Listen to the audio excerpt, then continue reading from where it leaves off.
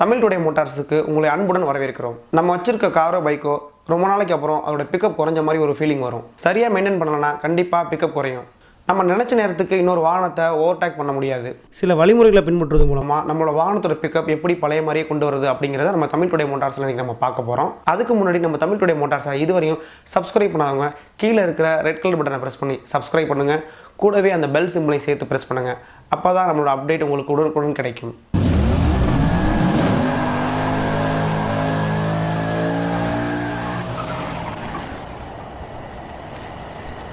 முதல்ல நம்ம வாகனத்தில் பிக்கப் நல்லா இருக்கணும்னா நம்ம முதல்ல கவனிக்க வேண்டிய விஷயம் ஏர் ப்ரெஷரை கரெக்டாக மெயின்டைன் பண்ணுறது.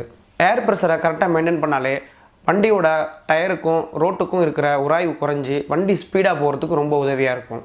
ரெண்டாவதாக நம்ம வண்டியோட பிக்கப் இன்க்ரீஸ் ஆகணும்னா நம்ம பார்க்க வேண்டிய விஷயம் ஏர் ஃபில்டர். ஏர் ஃபில்டரில் ஏதாச்சும் அடைப்பு இருந்துச்சுன்னா கார்பரேட்டருக்கு வர வேண்டிய காற்றோட அளவு ரொம்பவே குறையும்.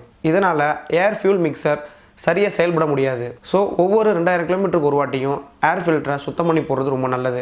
அளவுக்கு அதிகமாக அழுக்குகளோ தூசிகளோ அதிகமாக இருந்துச்சுன்னா ஏர் ஃபில்டரை நீங்கள் புதுசாக மாற்றுறது ரொம்ப நல்லது. அப்படி மாற்றுறதுனால உங்களுக்கு மைலேஜும் கிடைக்கும், பிக்கப் இன்க்ரீஸ் ஆகும். வண்டியோட இன்ஜினை பொறுத்தளவில் உயிர்நடையாக செயல்படுறது வண்டியோட இன்ஜின் ஆயில். இன்ஜின் ஆயிலை பொறுத்தளவுக்கு இன்ஜின் ஆயிலோட லூப்ரிகேஷன் எந்த அளவுக்கு அதிகமாக இருக்கோ அந்த அளவுக்கு இன்ஜினோட பர்ஃபார்மன்ஸ் அதிகமாக இருக்கும்.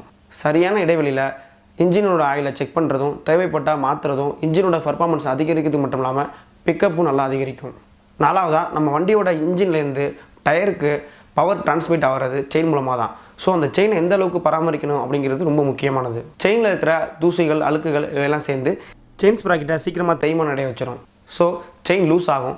செயின் லூஸ் ஆகிறது மட்டும் இல்லாமல் இன்ஜின்லேருந்து வர ஃபுல் பவரும் டயருக்கு டிரான்ஸ்மிட் ஆகாது, கியரும் சரியாக விழுகாது. இதனாலே பிக்கப்பை ரொம்ப குறைச்சிரும். அடுத்ததாக நம்ம காலை நேரத்தில் எழுந்த உடனே நம்ம முதல்ல சோக் போட்டு தான் வண்டியை ஸ்டார்ட் பண்ணணும்.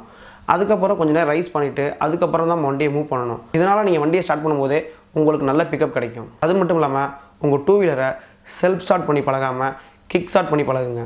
இன்றைக்கி நம்ம பார்த்த அனைத்து விஷயங்களையும் முழுமையாக பின்பற்றுறது மூலமாக நம்ம வாகனத்தோட பிக்கப் கண்டிப்பாக அதிகரிக்கும்.